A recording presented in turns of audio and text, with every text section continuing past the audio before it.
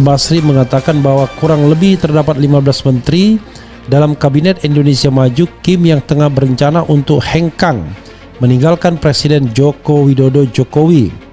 Dia merinci bahwa 15 menteri tersebut terdiri dari Menteri Keuangan Menkyu Sri Mulyani dan Menteri PUPR Basuki Hadi Mulyono. Pak Jokowi ini kan bisa dikatakan gagal menjaga konstitusi, gagal memperkuat otonomi daerah, gagal menurunkan korupsi. Kan ada keberhasilannya harus diakui. Nah, kegagalan yang diwariskan, ya, kegagalan yang diwariskan akan menimbulkan bencana yang lebih besar. Bakal ada satu orang opung merangkap 15 menteri ditambah satu menteri yang dijabatnya sendiri menjadi 16 kementerian. Kemudian hilang satu menteri, tumbuh 1000 pengganti.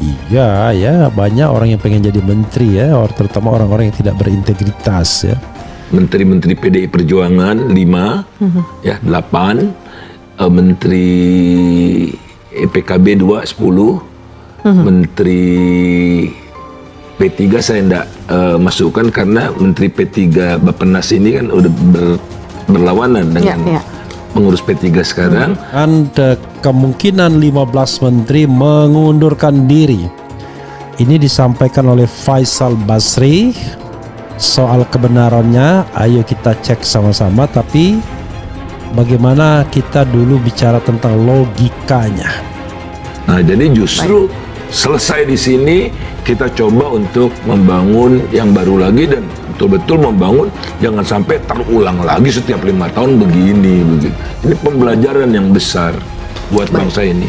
Dan kawan-kawan 15 menteri itu mundur. Beberapa hari waktu kemudian Pak Hartonya mundur juga karena dia udah, ya saya mau kerja bagaimana lagi gitu kan. Kemudian Pak Habibie masuk dalam hitungan hari. Lantas Pak Habibie besoknya mengumumkan kabinet yang baru. Ya, kalau memang betul, ya kabinet bakal segera jatuh. Pemerintahan bakal segera jatuh. Ya. Oke. Ditambah satu dari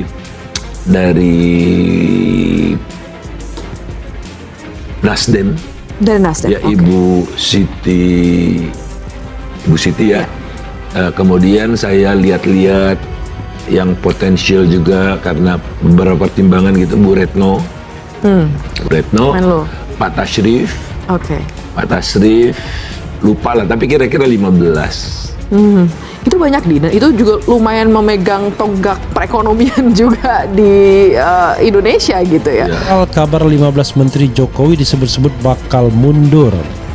Terdapat beberapa nama seperti Menteri Keuangan Sri Mulyani Indrawati hingga Menteri Kementerian Pekerjaan Umum dan Perumahan Rakyat PUPR Basuki Hadi Mulyono. Jadi dan mudah-mudahan kenyataannya lebih kredibel. Tapi kan masalahnya mengapa Pak Habibie tidak efektif? Karena dia bagian dari Orde Baru kan. Jadi satu paket kan Presiden dan Wapres. Nah, kalau Wapres sekarang kita kan mudah-mudahan tidak punya agenda politik yang macam-macam ya, dia ingin maju lagi. Jadi justru kuncinya nih di Pak Wapres yang bisa bertindak untuk menyelamatkan sisa masa jabatan begitu ya, dengan sekaligus reshuffle kabinet besar-besaran. Menurutnya menteri-menteri yang tergolong teknokrat jauh lebih siap untuk mundur dibanding menteri dari partai politik, khususnya Kementerian SDM yang banyak diintervensi. Menteri teknokrat, kata Faisal, memiliki standar nilai dan etika yang tidak tertulis. Sayangnya dengan intervensi untuk melanggar aturan yang tidak sedikit, membuat mereka akan memilih untuk mundur. Ada ongkos yang harus kita bayar. Tidak ingin mengatakan tidak ada ongkosnya ya, ada, tapi manageable karena menciptakan kepastian.